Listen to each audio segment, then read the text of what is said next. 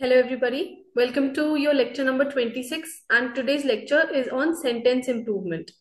Now हमने अभी पीछे दो लेक्चर स्पॉटिंग एरर्स के ऊपर किए हैं, राइट? तो बेसिकली ये वैसे ही सेम कॉन्सेप्ट के ऊपर है सेंटेंस इम्प्रूवमेंट भी. And the good part is यहाँ पे आपको बताया जाएगा कि इस पार्ट में एरर है. The question will be such कि वो बोलेंगे कि ये वाले पार्ट में इफ यू फील कोई इंप्रूवमेंट होनी चाहिए या नहीं. सो यू विल नो कि एरर है या नहीं है and then you can locate कि उसको ठीक कैसे करना है. So basically they are asking you कि एरर हम आपको खुद ही बता रहे हैं, आप हमें एरर ठीक करके दो, right? So same rules, same concept applied to this class as well, right? I hope आपने स्पॉटिंग एरर्स की क्लास को ध्यान से देखा होगा. उसमें मैंने कुछ टिप्स और ट्रिक्स भी बताए थे. मैं आज इसके लिए भी आपको बताऊंगी कुछ टिप्स और tricks and then you will be able to solve the questions. मैं आपके लिए आज थोड़े से क्वेश्चंस भी लेके आई हूँ, previous year questions, so that आपको थोड़ा सा आइडिया हो जाए कि कैसे सॉल्व करना है, right? So let's start with today's class. तो आज के हमारे टॉपिक हैं, सबसे पहले मैं आपको कुछ टिप्स और ट्रिक्स बताऊंगी और फिर हम कुछ क्वेश्चन सॉल्व करेंगे and then your daily vocabulary, right? पिछली क्लास में मैंने आपको दी नहीं थी, आज मैं आपके लिए लेके आई हूँ दोबारा से. So let's start. अब सबसे पहले टिप्स और tricks. The first tip that I want to give you is that आपके सामने है एरर, राइट? एरर आपके सामने होगा. So what you should do is, पहली बात तो आप सेंटेंस का टेंस चेक करो. What is the tense of the sentence? उसके बाद उसकी subject verb agreement, subject verb agreement, ठीक है, ये चेक करनी है आपको. And the last and the only important trick that I have to give you for this is, आपको चार ऑप्शन मिलेंगे जो पार्ट में एरर है. जैसे मान लो सेंटेंस दिया गया है, I will go shopping today. ये आपको सेंटेंस दिया हुआ है और बताया गया है कि विल गो में आपको इंप्रूवमेंट करनी है. अगर आपको लग रहा है तो करो, नहीं तो मत करो, है ना? तो आपको चार ऑप्शन दिए होंगे, option A, option B, option C, option D. D option is usually no improvement. तो ए बी सी में आप देखो. मैं आपको ऑप्शंस देती हूँ. आई would go, will be going, would have gone. तो मैंने यहाँ आपको तीन ऑप्शन दिए हैं, राइट? अब जो मैंने आपको एक्सप्लेन करनी है ट्रिक, वो ये है, सारे ऑप्शंस को फिलअप में डाल के देखो. I will go shopping today में इंप्रूवमेंट तो करनी पड़ेगी, ये ठीक तो है नहीं. तो पहला ऑप्शन डालते हैं, I would go shopping today. Okay, इसको साइड में रख लो. I will be going shopping today. अच्छा.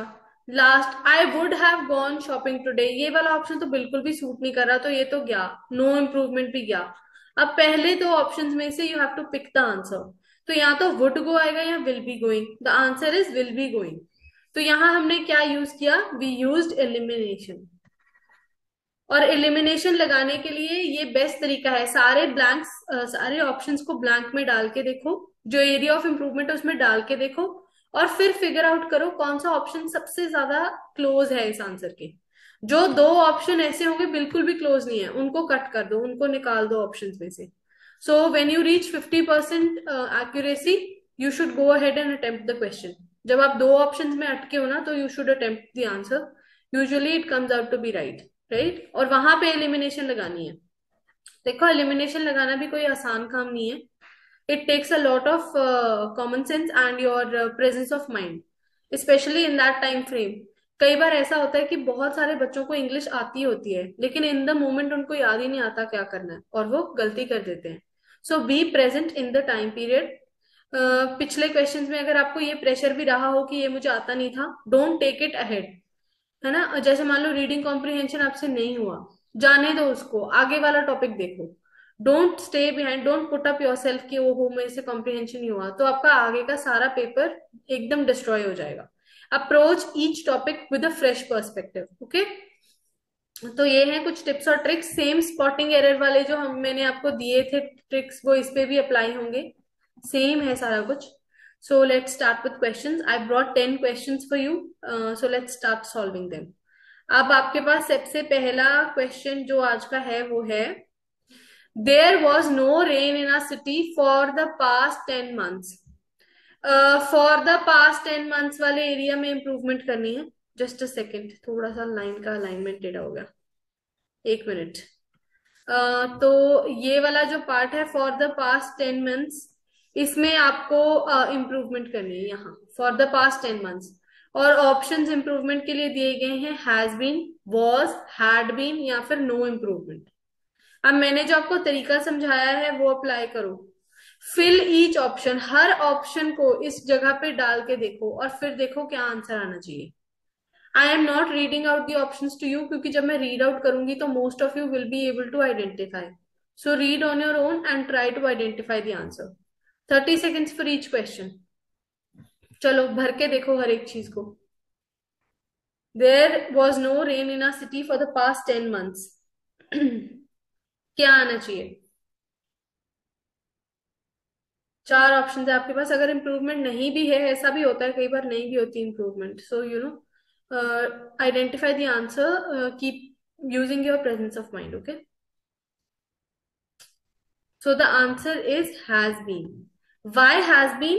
इट इज बिकॉज जो सेंटेंस हमें दिया गया है ये प्रेजेंट परफेक्ट सेंटेंस है। This is a present perfect sentence. तो इसको इम्प्रूव करने के लिए यहाँ पे हैज बीन आएगा, as per the rules of present perfect tense, has या हैव प्लस बीन, राइट? तो it will be has been. Next देखो, the central bureau of investigation investigated into the matter. Into the matter में आपको ढूंढनी है improvement. जो ये into the matter वाला पार्ट है, इसमें आपको ढूंढनी है, इम्प्रूवमेंट करनी है। सॉरी, लाइन अलाइनमेंट थोड़ा सा टेढ़ा है। So find out the answer for this. Into the matter की इम्प्रूवमेंट करनी है आपको, तो ढूंढो इसमें क्या इम्प्रूवमेंट आएगी, क्या इम्प्रूवमेंट आनी चाहिए यहाँ पे इनटू द मैटर वाले फेज में, फ्रेज में, sorry. What do you think should be the answer?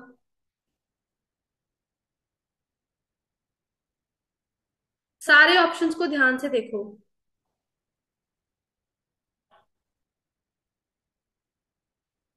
So the answer will B investigating the matter. Why the matter? Because आप भर के देखो इसको, the central bureau of investigation investigated with the matter. Matter के साथ में क्या investigation की उन्होंने? मैटर के ऊपर करनी है ना।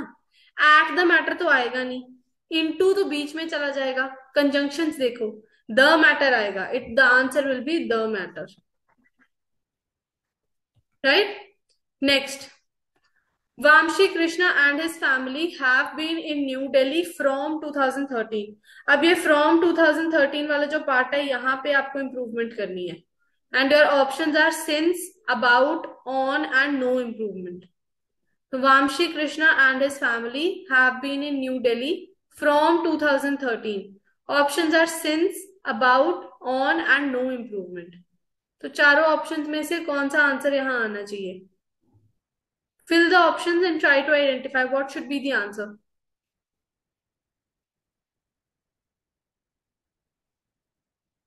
चारों ऑप्शंस को फिल करके देखो क्या आंसर होना चाहिए।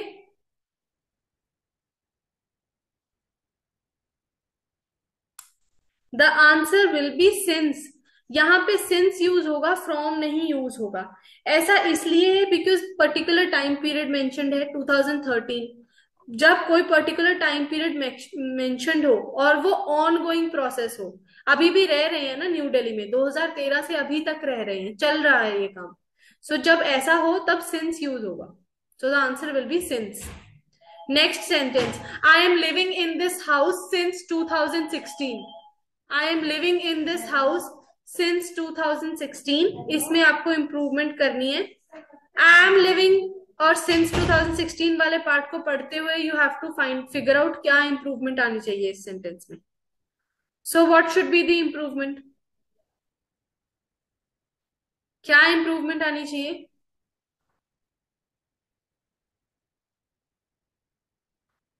क्या आंसर आना चाहिए? The answer will be have been living. This is continuous है ना, प्रेजेंट परफेक्ट कंटिन्यूअस सेंटेंस है ये। I have been living in this house since 2016। I am living तो प्रेजेंट हो जाएगा ना, प्रेजेंट कॉन्टिन्यूअस। लेकिन टाइम पीरियड देखो 2016 का है, पास्ट में चला गया, so it is present perfect continuous. Past का एलिमेंट भी इसमें आना चाहिए। Next, if I was you I should offer him a ride. अब ये एक जनरल रूल है इंग्लिश का, आई थिंक आप में से कुछ लोगों को ये पता नहीं होगा। यहाँ पे एरर ये है कि यहाँ पे इफ आई वर यू आएगा, हमेशा आई के साथ वर आएगा, जैसे एम आता है ना आई के साथ, वैसे वर आएगा। If I were you, if I were the king, if I were the prime minister, तो इफ आई जब आएगा तो उसके साथ वर आएगा, ठीक है, तो यहाँ वर यू आएगा। Next, Raju prefers coffee than tea. बहुत कॉमन है, एरर्स में भी इतनी बार आता है ये सेंटेंस, ये प्रेफर्स वाला।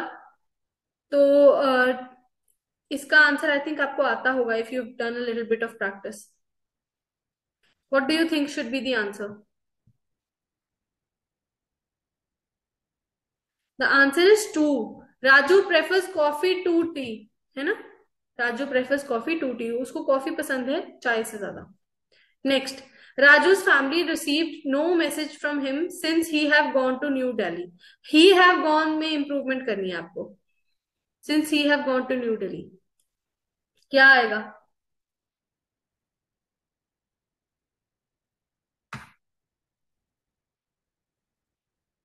क्या आंसर आना चाहिए? The answer is has gone to New Delhi, since he has gone to New Delhi, okay। Next, bananas are usually sold in the dozen। in the dozen में इंप्रूवमेंट करनी है, क्या answer आएगा यहाँ पे? You have to improve the part of in the dozen। What should be the answer?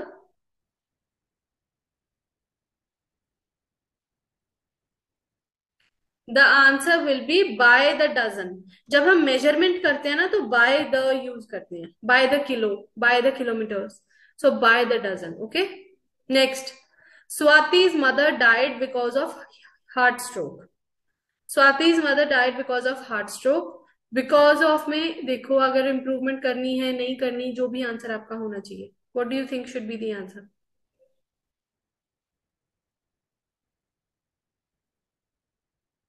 यहाँ पे आप दो ऑप्शंस में मे बी कंफ्यूज हो जाओ, तो यहाँ पे आंसर ऑफ आएगा। Swati's mother died of heat stroke, because की साथ में जरूरत नहीं थी, ऑफ अपने आप में इनफ होता है टू एक्सप्लेन द रीजन। आपको याद होगा मैंने प्रेपोजिशंस की क्लास में बताया था कि जो ऑफ वर्ड है उसकी यूसेज हम करते हैं कॉज बताने के लिए, तो ये अपने आप में इनफ है, इसके साथ बिकॉज लगाने की जरूरत नहीं है। कई लोगों को ड्यू टू लगा होगा, but the more appropriate answer is of. Next, I am sure you may be a good singer if you had not wasted your time on trifles।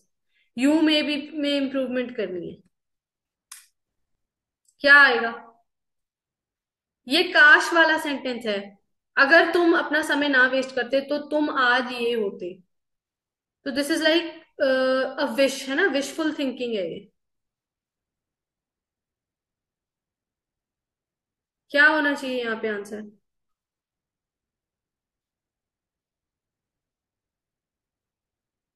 The answer will be would have been. I am sure you would have been a good singer. तुम एक बहुत अच्छे singer होते अगर तुमने अपना काम trifles में वेस्ट ना किया होता। ट्रिफल्स होते हैं मीनियल टास्क, ऐसे ही फालतू में टाइम वेस्ट करना, ठीक है। So these were the 10 questions for today and I want you all to tell me your marks as well in the comment box, ठीक है। मुझे कमेंट करके बताना 10 में से आपके कितने नंबर आए हैं। Now time for daily vocabulary. So the first word is adroit। Adroit is an adjective which means deft, dexterous or skillful। Next is scalding। Scalding is an adjective which means an instance of scalding or a burn, jal jana। Then we have foist। Foist is a verb which means to force somebody else to accept, especially by stealth or deceit, धोखे से किसी से कुछ मनवा लेना। Then slate। Slate is a verb which means to criticize। Then we have veer। Veer is a verb which means to change direction or course suddenly, to swerve। Then you have conundrum। Conundrum is a noun which means a difficult question or riddle।